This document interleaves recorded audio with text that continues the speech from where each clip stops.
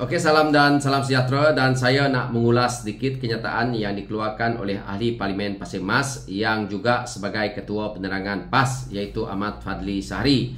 Dalam kenyataan media yang menyatakan tidak mustahil ya Ahli Parlimen Pembangkang boleh jadi B40.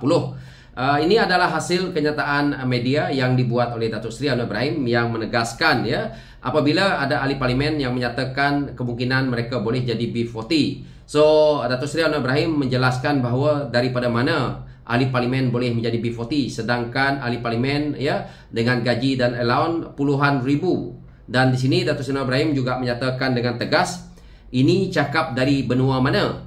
So, apabila saya lihat kembali kepada kenyataan yang dikeluarkan oleh ahli parlimen Pembangkang yang dikeluarkan oleh Ahmad Fadli Sahari ini, yang mana ya dia menjelaskan bahawa dia sebagai ahli parlimen terpaksa ya mengorbankan separuh daripada gajinya, iaitu beliau menjelaskan gaji ahli parlimen sekitar 16,000 dan dia terpaksa mengorbankan hampir separuh, iaitu 8,000 untuk kawasan mereka. Dan saya percaya kenyataan yang dikeluarkan oleh Ahmad Fadli Sahari ini sebagai satu propaganda dan sebagai penipuan. Kerana ya kita tahu ahli parlimen ini gaji pokok mereka sekitar 16,000, tetapi termasuk allowance dan gedebak-gedemuk itu ini boleh mencecah puluhan ribu. Ini semua ahli parlimen maklum, dan saya juga percaya tidak ada perkara yang boleh menyebabkan ahli parlimen itu tiba-tiba jadi B40. Ini adalah satu kenyataan yang pada saya tahyul ataupun satu propaganda murahan dikeluarkan. Yang kedua ya, saya melihat Ahmad Fadli Sahari menyatakan bahawa ahli parlimen Pembangkang dinafikan hak ya peruntukan. Tidak seperti ahli parlimen kerajaan yang mendapat peruntukan sekitar 3.5 juta setahun. Saya melihat perkara ini yang mana inilah pembohongan pemimpin-pemimpin PAS dan Bersatu setiap hari kepada walaon, dan akhirnya walaon-walaon di luar sana percaya. Apabila diulang-ulang seperti mana hujah tun, maka rakyat akan percaya. Jadi ini juga yang dibuat oleh Ahmad Fadli Sahari, diulang-ulang pembohongan, akhirnya nanti rakyat ataupun walaon itu akan percaya. Ahli parlimen Pembangkang tidak dinafikan hak peruntukan mereka, cuma masalahnya dah setahun lebih mereka tidak buat rundingan. Perkara ini telah pun dijelaskan oleh Datuk Seri Anwar Ibrahim berulang-ulang kali, termasuk di dalam parlimen dan di luar parlimen. Tetapi mereka tetap berdegil dan mencari berbagai alasan untuk mereka tidak berjumpa dengan Timbalan Perdana Menteri II, iaitu Fadilah. Jika mereka menyelesaikan masalah ini dengan segera, ataupun Ketua Pembangkang serta kepimpinan parti itu datang berjumpa dengan Fadilah, saya rasa mereka dah dapat pemperuntukan itu. So ini semua rakyat sudah faham. Saya nak jelaskan panjang-panjang pun tidak guna. Di sini ya saya melihat apabila Ahmad Fadli Sahari menjelaskan perkara ini, selama ini mereka tahu bahawa Pembangkang ini tidak pernah ada peruntukan. Peruntukan ini diberi zaman Ismail Sabri kerana takut jatuh. Bagaimana dia nak mengukuhkan kedudukan dia agar tidak tumbang sebelum PRU ke-15 itu? Dia terpaksa membuat MOU dengan pihak Pembangkang, iaitu diketuai oleh Datuk Seri Anwar Ibrahim selaku Ketua Pembangkang waktu itu, untuk mendapatkan peruntukan, dan akhirnya kita menstabilkan politik waktu itu supaya kita boleh sampai ke peringkat PRU ke-15.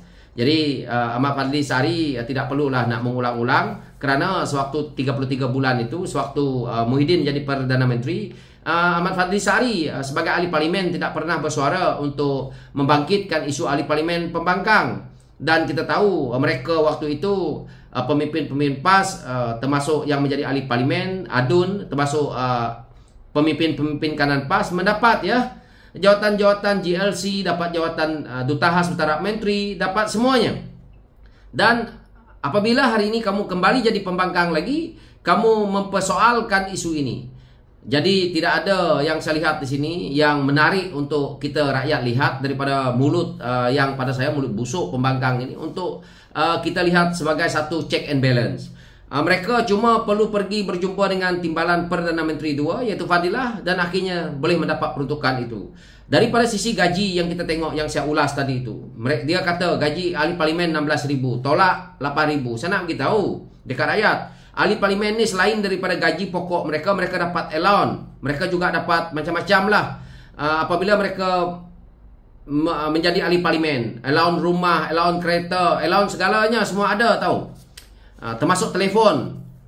Jadi hari ini kalau kamu nak cerita kamu bagi bantu rakyat 8,000, kamu punya gaji lagi tinggal 8.000. Saya percaya bahwa rakyat di luar sana nak dapat gaji 5.000 pun susah. Kamu sebagai ahli parlimen dapat manfaat yang lebih banyak lagi. Kamu kata kamu boleh pergi B40. Jadi sebab itu kalau kita tengok Dato' Seri Anwar Ibrahim menempelak ya kenyataan-kenyataan yang dikeluarkan oleh ahli parlimen pembangkang terutamanya dalam isu kemungkinan boleh menjadi B40. Pada kita rakyat mudah. Saya punya jawapan begini. Lantak kamu orang lah nak jadi B40 ke, nak lebih bawah daripada B40 ke, tergolong daripada rakyat Malaysia yang paling miskin ke, yang gatal nak jadi ahli parlimen tu kenapa? Kalau pemimpin PAS dah tak mampu nak jadi ahli parlimen, kalau pemimpin-pemimpin pembangkang yang ada hari ini tak mampu jadi ahli parlimen, berhenti jadi ahli parlimen, letak jawatan biar orang lain meneruskan kerja kamu. Ramai lagi orang lain yang layak daripada kamu orang untuk menjadi ahli parlimen. Jadi tidak payah Ahmad Fadli nak menafikan perkara-perkara seperti ini. Dan saya nak beritahu dekat Ahmad Fadli, kalau Ahmad Fadli sendiri rasa tidak mampu jadi ahli parlimen, letak jawatan kamu, bagi laluan untuk PRK. Jadi itu paling mudah. Jangan kamu bertolak dalih. Peruntukan ahli parlimen pembangkang ini masalahnya memang ada. Kalau tak ada tak apa. Ini diumumkan seperti mana saya cakap tadi oleh Dato' Seri Anwar Ibrahim berulang-ulang kali. Jadi sekarang ini siapa yang berbohong, siapa yang menafikan, siapa yang membuat propaganda. Inilah permainan yang suka dibuat oleh PAS berulang-ulang kali. Jadi tidak payah nak diulas perkara ini. Kalau rasa-rasa tidak mampu jadi ahli parlimen, letak jawatan, buat PRK, dan akhirnya kita tentukan wakil rakyat yang baru untuk mereka bangunkan kawasan, untuk mereka keluarkan idea yang terbaik untuk rakyat, kawasan mereka, demi kepentingan rakyat. Bukan hari-hari nak bercerita ada penafian, terpaksa gunakan duit sendiri. Oh, selama ini pemimpin-pemimpin PAS nak makan gaji buta. Pemimpin-pemimpin PAS dah tak boleh nak buat kerja jadi pembangkang. Dulu tak ada pendapat penuntukan pembangkang, tak ada pun isu. Kita faham di situ pun.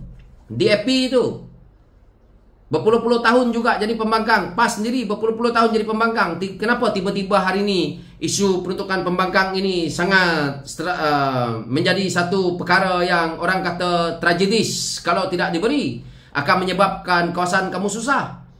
Peruntukan pembangkang yang patut dibagi adalah waktu Muhyiddin ambil alih kerajaan itu. Kerana apa? Waktu itu COVID yang mana diperlukan oleh pembangkang untuk menyelesaikan masalah rakyat, tetapi tidak diberikan.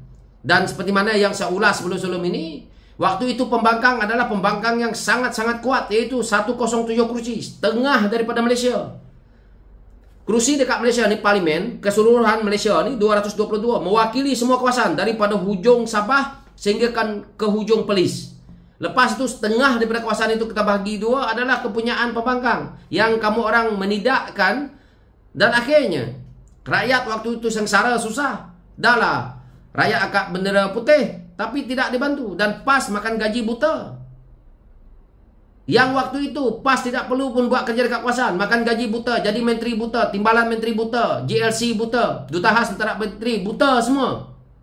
Hari ini rakyat dah boleh memegang segenggam nasi, orang kata, dan rakyat tak lagi angkat bendera putih. Kamu nak pergi cerita kamu bantu rakyat, wajar kamu bantu. Gaji kamu puluhan ribu, nak buat macam mana? Sebab itu jangan buat hutang banyak-banyak. Sebab itu jangan tambah bini banyak-banyak. Itu ulasan saya kepada pemimpin PAS. So Ahmad Fadli Sahari, tak payah kamu ulang-ulang perkara bodoh ini. Kerana kamu itu ketua penerangan, kamu itu seorang pemimpin, kamu itu seorang ahli parlimen. Jangan bodohkan diri tak habis-habis. Ahmad Fadli Sahari ini kalau bertanding dekat kawasan daripada luar tempat dia Pasir Mas tu, dah lama orang tolak. Kalau dekat negeri Sarawak, negeri Sabah yang manusia macam Ahmad Fadli ni tak diperlukan. Di Johor pun mungkin orang tak perlukan. Di Melaka pun mungkin orang tak perlukan. Di Selangor pun mungkin orang tak perlukan.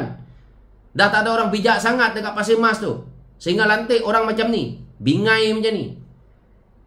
So saya tak nak ulah panjang-panjang. Itu saja, sekian, terima kasih, thank you.